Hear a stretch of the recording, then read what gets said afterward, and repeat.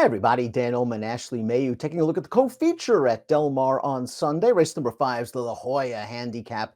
Let's throw up this field of 3-year-olds racing a mile and a 16th on the turf. 6 entered. It's a pretty competitive bunch. Final Boss, the number 1, seems to have found his running style, and that's running and gunning from the start.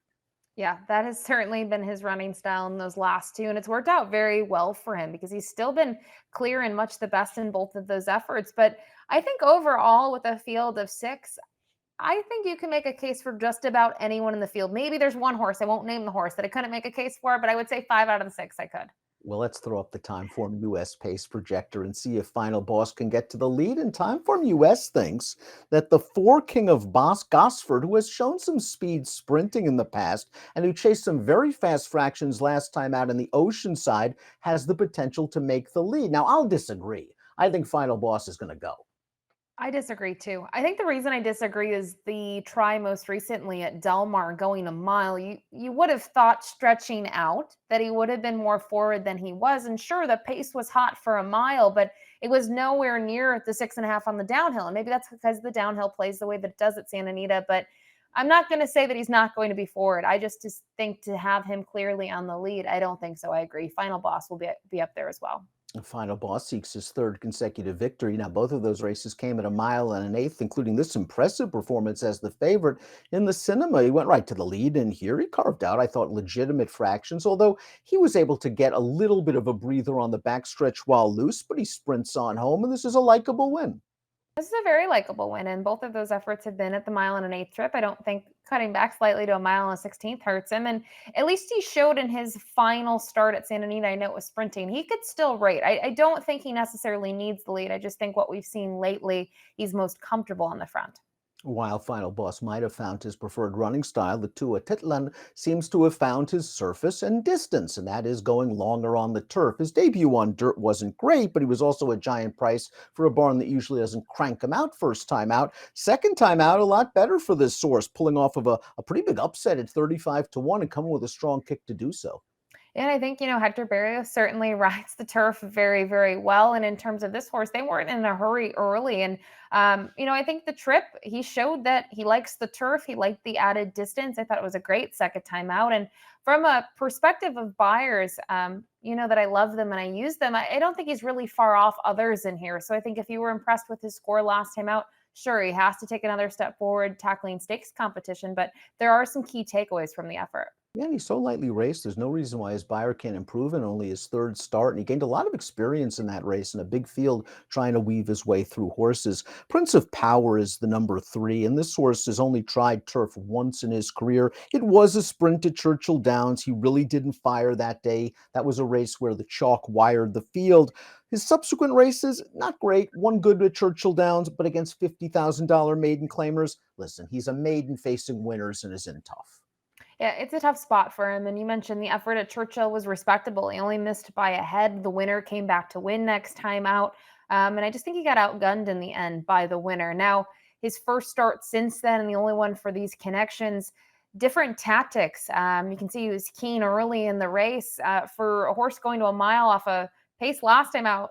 Prior to that, I should say, they went a lot faster, and he was sort of chasing in part of that, and he tired in there. So I can understand why the dirt didn't work out for him too well last time out. I guess my concern would be the synthetic performance at Turfway Park and his lone turf start. There's not enough there for me to make a strong case.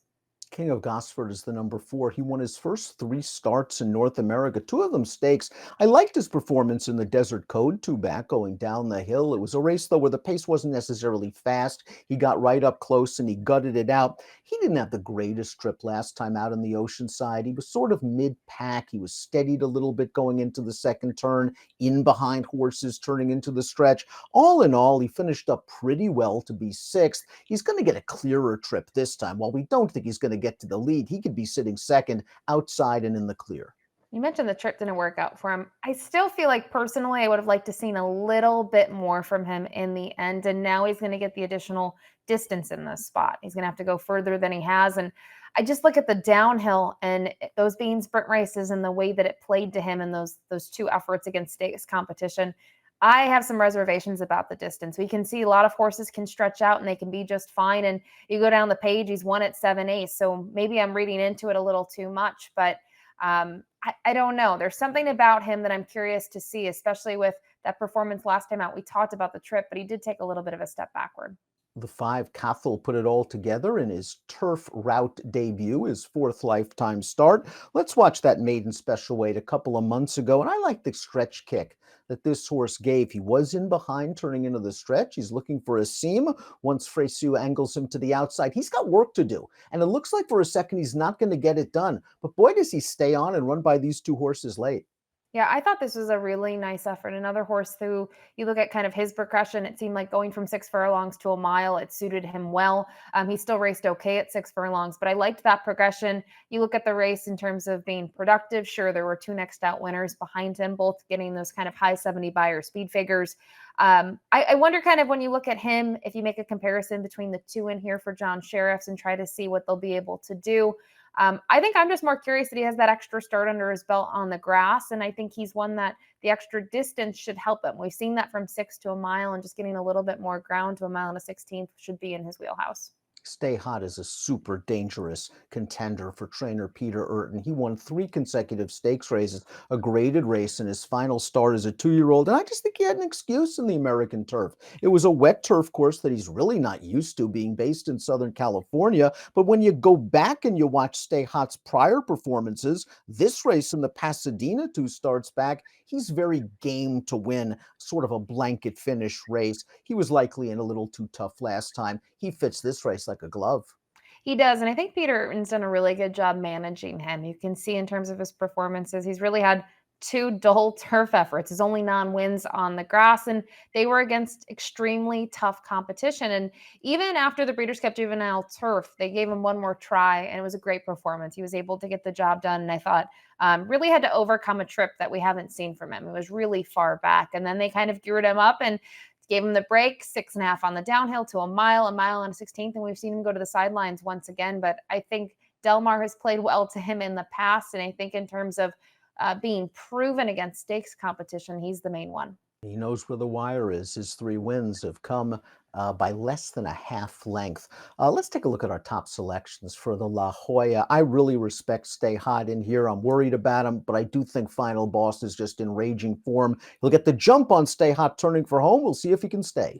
And I think the big thing with Final Boss, we talked about the early foot, but those last two efforts, both at a mile and an eighth. So he is going to cut back a little bit, and I don't think that'll hurt him in a spot like this. But for me, I see you Stay Hot. I think Stay Hot's his main pressure because we know that runner can at least kind of adapt to trip. Where I do think Final Boss's hand is a little bit forced here with that inside draw. 1625 for Ashley, 1462 for me in the La Jolla Handicap, one of 2 stakes races at Delmar on Sunday. Good luck.